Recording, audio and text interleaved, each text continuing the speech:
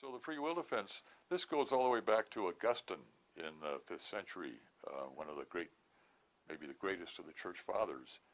And the idea is that God wanted there to be creatures with free will. He wanted to create creatures in his image. An important part of that image, one of several different parts of it, would be that human beings should be free to respond to God, but also free to reject God, free to do what is right, but also free to do what is wrong. And so God can, of course, make free creatures, but he can't make free creatures and also cause them to do only what is right. If he does that, if he does cause them to do only what is right, then they don't do what is right freely. So the suggestion is that part of the reason there is evil is that God created free creatures, and these free creatures, in fact, did what was wrong. So it wasn't within God's power to make free creatures who can't go wrong or who he guarantees won't go wrong. He made free creatures and they did go wrong. Still, the world on balance, given incarnation and atonement, the great marvelous story of history of God's being willing to suffer and die on our account, means that the world taken overall is a very good world.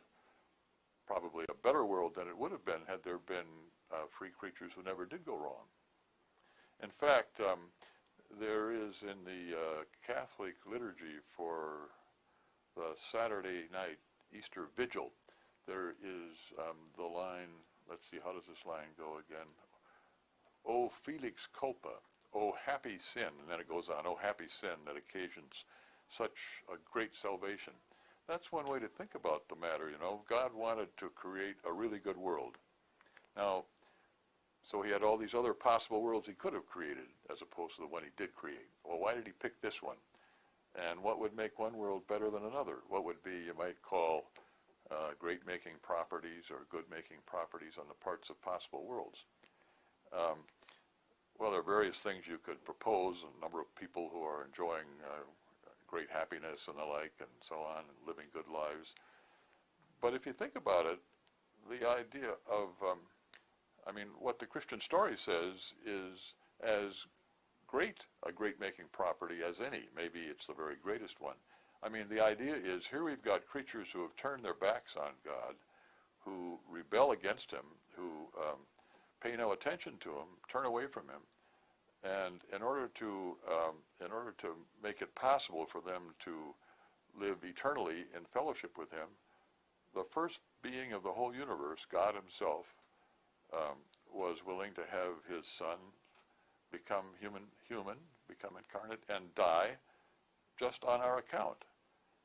Now, that's often said to be the greatest story ever told.